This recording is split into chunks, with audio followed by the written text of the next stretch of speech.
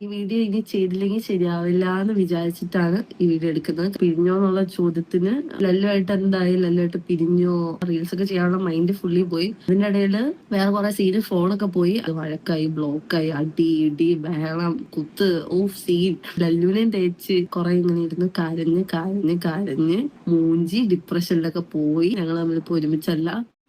ഫസ്മിന കുറച്ച് ദിവസം മുമ്പ് ഭർത്താവായിട്ടുള്ള ലല്ലുവിനെ ഇൻസ്റ്റാഗ്രാമിൽ അൺഫോളോ ചെയ്തു. ഇതിന് ശേഷം കുറേയധികം പേര് കമൻറ്റ് ബോക്സിൽ നിങ്ങൾ ഡിവോഴ്സ് ആയോ, എന്താണ് ഇഷ്യൂ എന്നൊക്കെ പറഞ്ഞിട്ട് കുറേയധികം കാര്യങ്ങൾ ചോദിക്കുന്നുണ്ടായിരുന്നു.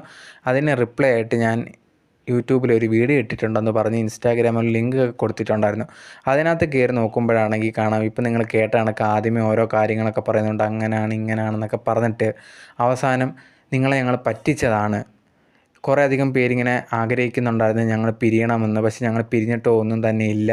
പക്ഷേ എന്തുകൊണ്ട് അൺഫോളോ ചെയ്തു, അതുപോലെ തന്നെ ഇൻസ്റ്റാഗ്രാമിൽ ഒരുമിച്ചുണ്ടായിരുന്ന വീഡിയോസൊക്കെ എടുത്തു എന്ന് ചോദിച്ചപ്പം പറഞ്ഞ കാര്യം, ഒരു ബിസിനസ്സുണ്ട്, അതിൻ്റെ കാര്യമായിട്ടുള്ള തിരക്കും കാര്യങ്ങളും, അതുകൊണ്ട് ഇങ്ങനത്തെ നെഗറ്റീവായിട്ടുള്ള കാര്യങ്ങളൊന്നും കേൾക്കാനൊന്നും ഇഷ്ടമല്ല, അതുകൊണ്ടാണ് ചെയ്തതെന്ന് പറഞ്ഞ് കൈ ഒഴിയാണ് ചെയ്തിട്ടുണ്ടായിരുന്നത്. സത്യം പറഞ്ഞു കഴിഞ്ഞാൽ രണ്ടുപേരും കൂടെ മാർക്കറ്റ് ചെയ്താണ് ഈ ഒരു ബിസിനസ്സിനെ പറ്റി ആൾക്കാരിലേക്ക് എത്തിക്കണം. അതിന് വേണ്ടി എന്താണ് നോക്കിയപ്പം കാണാൻ ഇതൊരു വഴിയുണ്ടല്ലോ, ഇത് കണക്ക് ചെയ്യുകയും ചെയ്തു. ഇതിനു മുമ്പും ഇതിനൊക്കെയുള്ള കാര്യങ്ങളൊക്കെ ഫസ്മിനെ ചെയ്തിട്ടുള്ളതാണ്.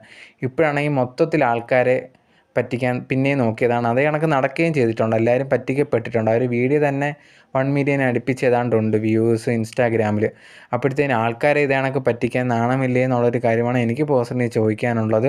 ഇതേ കണക്ക് വന്നിട്ട് സംസാരിക്കണം. ആദ്യമേ കുറച്ച് ഒരു 10-20 മിനിറ്റോളം ഇങ്ങനെ സംസാരിക്കുകയാണ്, അങ്ങനെയാണ് ഇങ്ങനെയാണെന്നൊക്കെ പറഞ്ഞ് അവസാനം ലല്ലു കയറി വരും, എന്നിട്ട് നിങ്ങളെ പറ്റിച്ചെന്ന് പറയുകയും ചെയ്തിട്ടുണ്ട്.